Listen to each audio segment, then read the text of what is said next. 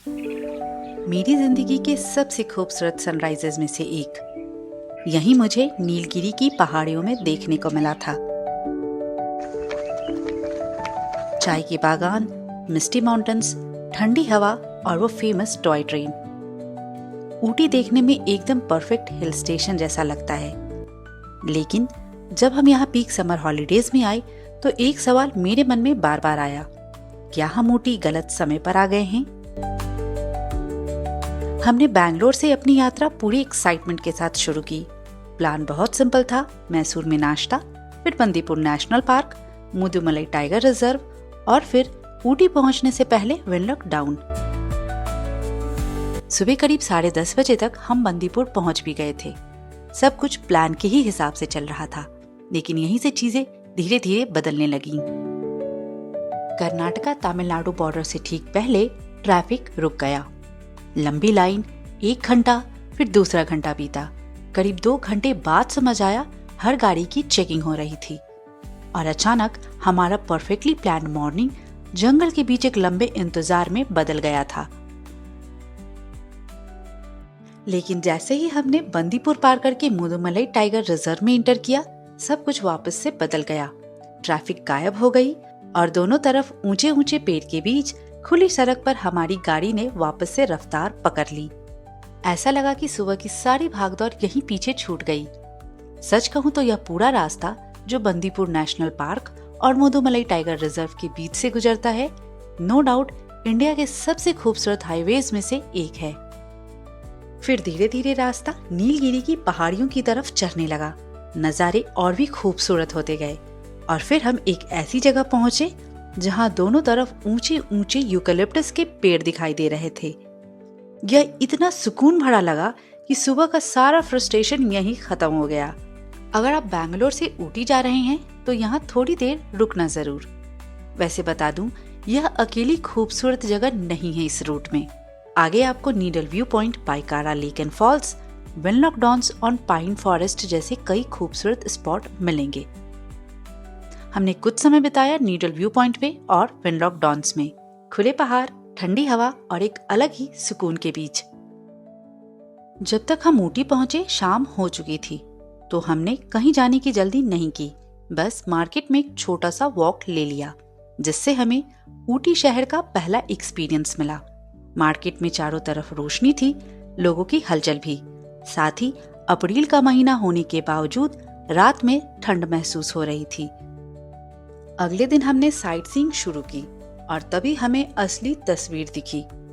हर सड़क पर ट्रैफिक, हर parking full, हर view point पर भीड़। हम पीक समर सीजन में आए थे और सच में ऐसा लग रहा था इंडिया का पूरा साउदर्न रीजन ऊटी आ गया है। पहला स्टॉप था ऊटी लेक। लेक खूबसूरत थी, लेकिन बोटिंग के लिए बहुत लंबी वेटिंग और पानी के पास तो एक स्ट्रॉन्ग स्मेल भी था, तो हमने बोटिंग स्किप कर दी। विराज ने लेक के ही पास मिनी ट्रेन और प्ले एरिया में एंजॉय किया। फिर हम गए बोटानिकल गार्डन। जगह बेहद खूबसूरत है, लेकिन इतनी भीड़ कि शांति से एंजॉय करना मुश्किल हो गया।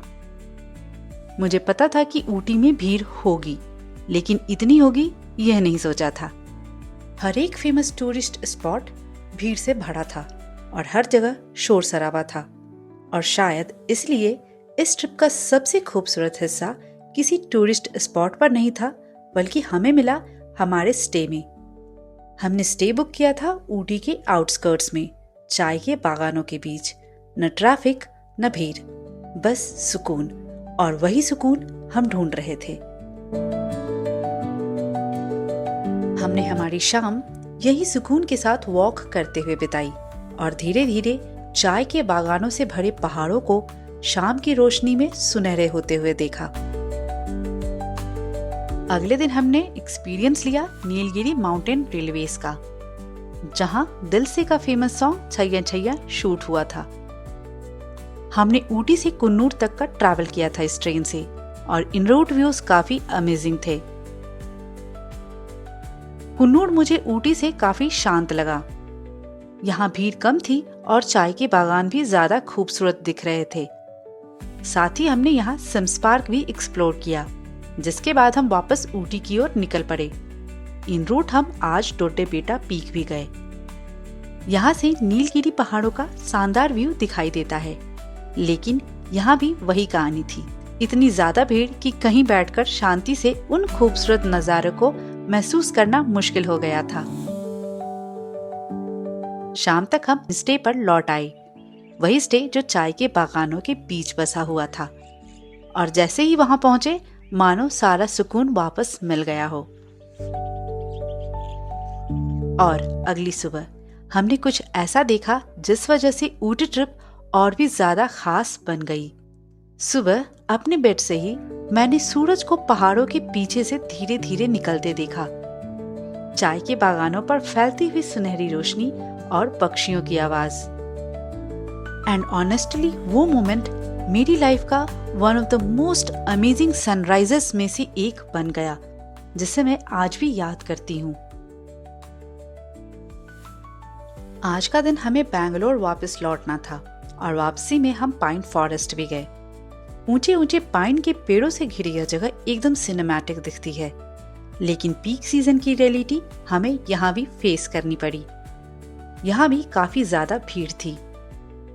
एक ऑनेस्ट कन्फेशन है कि इस ट्रिप की सबसे अच्छी यादें ये टूरिस्ट स्पॉट्स नहीं थे, वो थे वो छोटे छोटे पल, रास्ते में रैंडम जगह पे उतर के व्यूज को एंजॉय करते हुए, चाय के बागानों के बीच वॉक करते हुए, और वो सनराइज।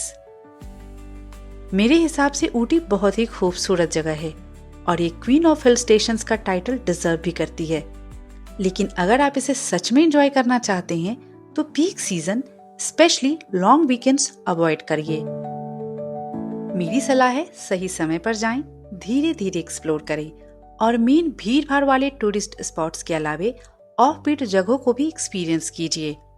फिर आपको ऊटी की ऐसी खूबसूरती दिखेगी जो आप कभी नहीं भूल पाएंगे। अगर आपको यह वीडियो पसंद आई है तो लाइक जरूर कीजिए और ऐसे ही ऑनेस्ट ट्रैवल एक्सपीरियंसेस के लिए चैनल को सब्सक्राइब करना ना भूलें।